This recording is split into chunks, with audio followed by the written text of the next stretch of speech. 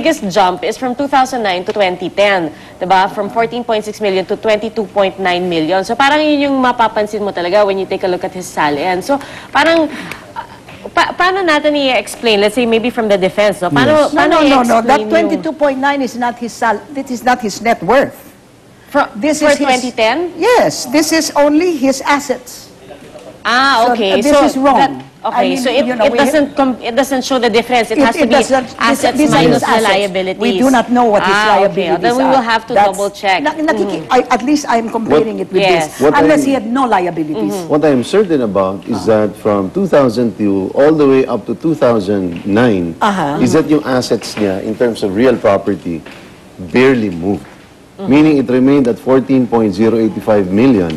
If you look at the assets, the first item. No. You look at the first item. Yes, 14 million. 14.059. When it should have appreciated. So the point is, 2005. it never exceeded 15 million over that given period. And this is the same period that he acquired a property in La Vista, he acquired a property in Bellagio, he acquired a property in Bonifacio Ridge, he acquired a property in Columns, he acquired several other properties. Just the parking lot alone in Bellagio, which he has already admitted, is worth at least 1.6 million each. Tatlo yun. Attorney Kicho, how do you reconcile this? What is the defense statement or stand on this? Nakuha na ho namin yung dokumento kahapon sapagkat after ho na sabi nga ho ni Maring Winnie na tulungan ho ng Senator Judges ng prosecutor nung nailabas ho nila yung SALN.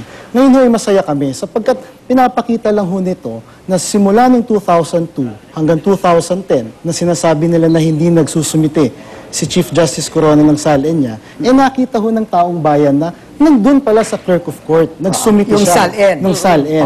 Ngayon ho, kung pag-uusapan ho natin kung ano ho yung mga entries nun sa SALN, kami ho sa depensa ay pinag-aaralan ho namin yan. At handang-handa ho kami sa aming mga kontra salaysay kung paano ho napasok yung mga entries na you have to put in your income and the liabilities. But I have two questions, one for each of you, no? Number one, sabi ni Vidal kahapon na during her time they only got 10 requests for SALN. Was one of the requests from the House of Representatives? Did the House of Representatives talagang pumunta sila ron at nagpadala sila ng messenger doon at hiningi? From my recollection, yes. And then we have two affidavits that show that nagtestigo dalawang tao, dalawang organisasyon na nagsabi, hindi nga organisasyon, kayo. No, but the organizations as well as ours is evidence that we have asked for it. And we have put it on record. Okay, it has been asked for. At saka hindi lang yan 10. Because even... Sabi ni Rene Sagisag, he had 200 students. Mga estudyante ni Rene Sagisag, pinapunta niya doon mismo. And hindi rin nila. Bakit 10 na formal written? No, they're all formal. In fact, there was a formal rejection also coming from the Supreme Court. But huwag tayong malihis, no? Kasi pilit na tinutulak ng depensa na usapan dito ay pagpa-file lang. Temo na, sandali lang. Now you, Paolo, sinabi nyo ngayon yun ang nakita.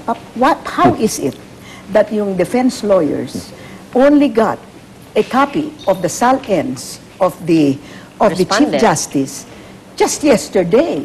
Because sinabi rin nila, sa Senado, sinabi rin nila, hindi nila nakukuha. Paano yan na kayo ang depensa? And the SALN is one of the main, the second impeachment complaint. How is it that you were not provided by the Chief Justice? Can you explain to the public? Nais ko lang pong linawin yun, Maring Winnie. Si Chief Justice, marami ho kaming abogado niya sa depensa.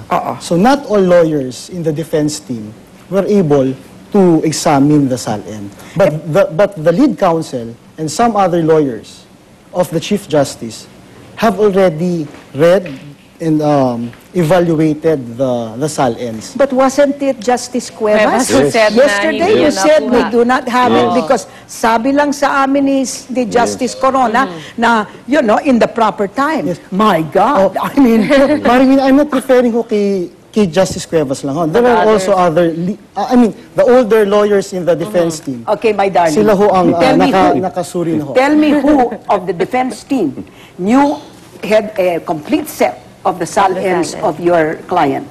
Well, alam niyo po, Maring Winnie, nais ko sanang sabihin niya, no? Ngunit covered ho kasi yan ng attorney-client privilege. Sana okay. naman ho, respetuhin ho natin sapagkat karapatan ho ni Chief Justice Corona na ipakita sa kanyang pagtitiwala sa kanyang mga abogado kung ano yung mga dokumento na meron siya. Except, I just want to point out, mga kapuso, just think about it. The House of Representatives itself did not ask for a copy of the SALN. They just depended. Ngayon naman yung mga defense lawyers ni Corona didn't even have a copy. Ano ba yan? well, now it seems na all of us... No, please.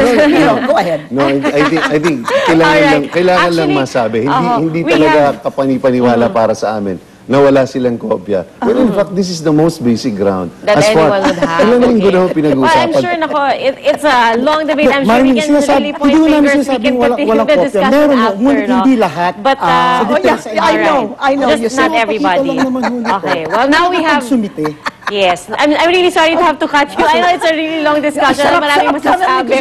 But now we have the photocopies. We can go over it after. But maraming salamat po, Representative Miro Kimbo, House Prosecution Panel, and of course, Attorney Rico Paulo Quichon ng Defense Team. And of course, Tita Winnie, maraming salamat as always. And mamaya, abangan natin the last day for this week ng impeachment trial. Pero ngayon po, oras na para sa unang balita.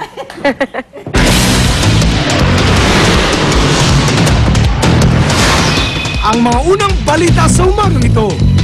May baril ba yan? Dalawang suspect sa pang-hold out ng mga estudyante